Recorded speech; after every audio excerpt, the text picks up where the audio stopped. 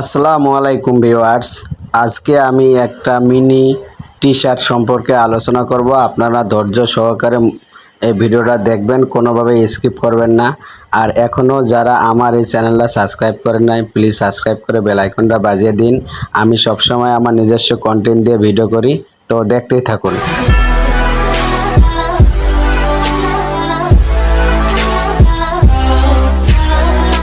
আসসালামু আলাইকুম ভিউয়ার্স। ভিডিওর শুরুতেই আমি বলেছিলাম যে আজকে আমি একটা মিনি টি শার্ট সম্পর্কে আলোচনা করব। এটা মিনি টি শার্ট হলো মোটামুটি ক্রিটিক্যাল আছে, সো আপনারা দেখতে থাকুন। আমি এখান থেকে শুরু করব। শুরুতেই আমরা এখানে ব্যাক পার্টে মুন জয়েন করতেছি, যে আপনারা দেখেন এখানে মুন জয়েন করানো হচ্ছে।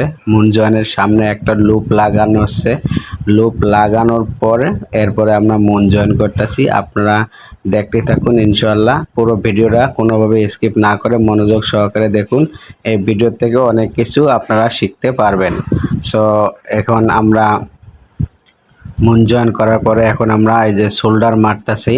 এই যে এখানে দেখেন এক আপা শোল্ডার মারতেছে। শোল্ডার মারার পরে আমরা চলে যাব পরের প্রসেসে। ততক্ষণ পর্যন্ত আপনারা দেখতে থাকুন। আর আমি প্রতিটা প্রসেস নাম সহ আপনাদেরকে বলে দেব। আপনারা এই নামগুলো যদি মনে রাখতে পারেন অথবা কোথাও নোট করে রাখতে পারেন, তাহলে আপনাদের অনেকটাই উপকারে আসবে। যদি কখনো চাকরি করেন গার্মেন্টসে, সেক্ষেত্রে কিছুটা উপকার হলেও হতে পারে। এই যে এখানে এখন আমরা ব্যাক টেপ পাইপিং করতেছি। ব্যাক টেপ পাইপিং করার পরে আমরা চলে যাব পরের প্রসেসে। সব বন্ধুরা, আমি যেভাবে আপনাদেরকে প্রতিটা প্রসেসের নাম সহ বলে দেব, এভাবে কিন্তু আসলে সাধারণত সবাই বলে দেবে না। আপনারা অবশ্যই আমার এই ভিডিওটা দেখবেন আর মনোযোগ সহকারে পুরো ভিডিওটা দেখবেন। এটা যেহেতু একটা লং ভিডিও হবে, আমি দুই ভাগে ভাগ করব, অর্থাৎ 1 পার্ট এবং 2 পার্ট করে দেব। আপনারা 1 পার্ট দেখার পরে 2 পার্টও অবশ্যই দেখবেন। সো এখানে দেখেন আমরা ব্যাকটেপ পাইপিং করতেছি। ব্যাকটেপ পাইপিং করার পরে আমরা চলে যাব পরের প্রসেসে। আপনারা দেখতে থাকুন, ইনশাল্লাহ আপনাদের ভালো লাগবে।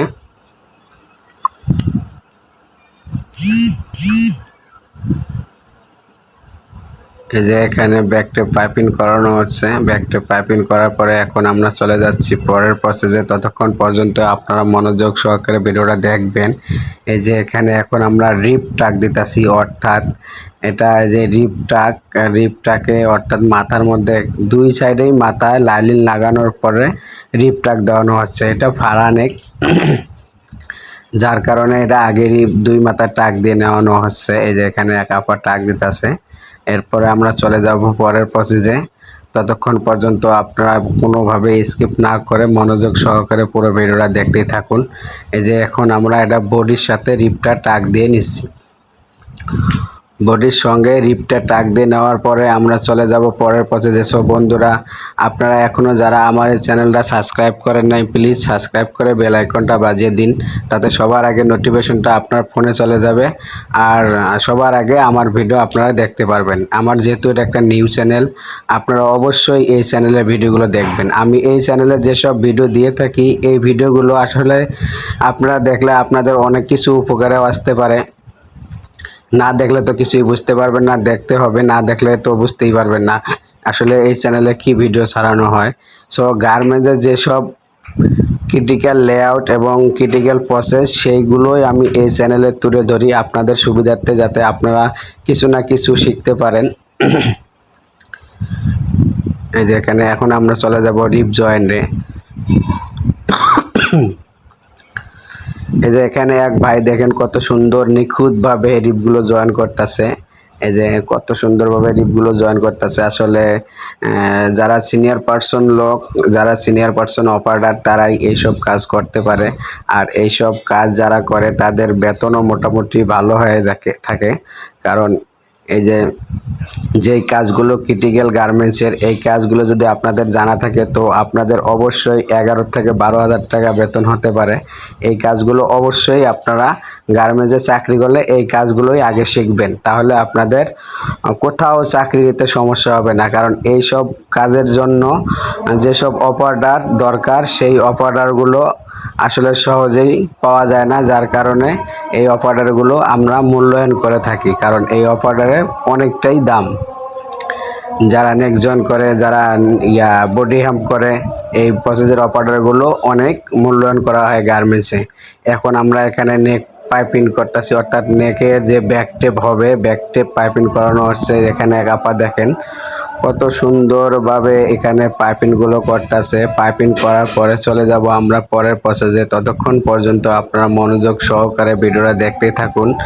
আপনারা এই ভিডিও দেখলে আপনাদের অনেকটাই উপকারে আসতে পারে।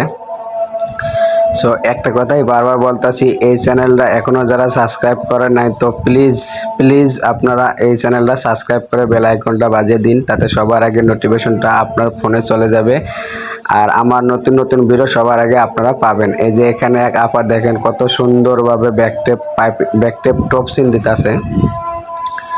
এই ব্যাকটেপ টপসিন দেওয়ার পরে আমরা চলে যাব পরের প্রসেসে। ততক্ষণ পর্যন্ত আপনারা মনোযোগ সহকারে ভিডিওটা দেখবেন।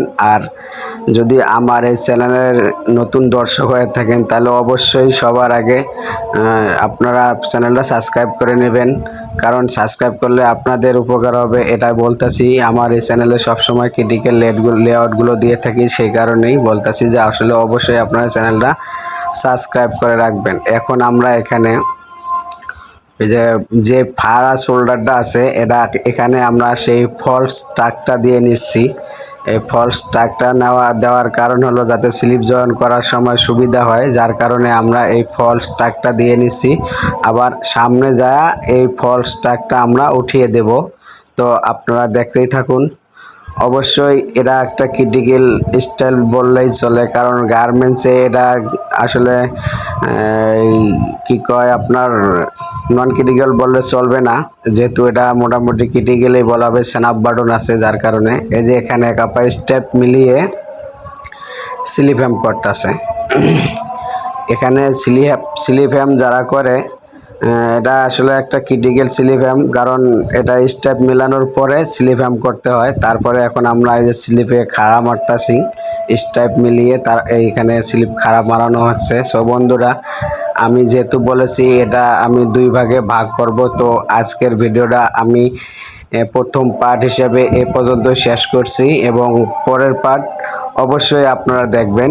পরের পার্টও মোটামুটি না দেখলে আপনারা বুঝতে পারবেন না আসলে যে এটা কতটুকু ক্রিটিক্যাল স্টাইল এবং কতটুকু ক্রিটিক্যাল কাজ, দেখলে অবশ্যই বুঝবেন। সো এখান থেকে আমি আপনার প্রথম পার্টের কাজ শেষ করলাম। সো বন্ধুরা ভালো থাকবেন এবং আমার জন্য অবশ্যই দোয়া করবেন।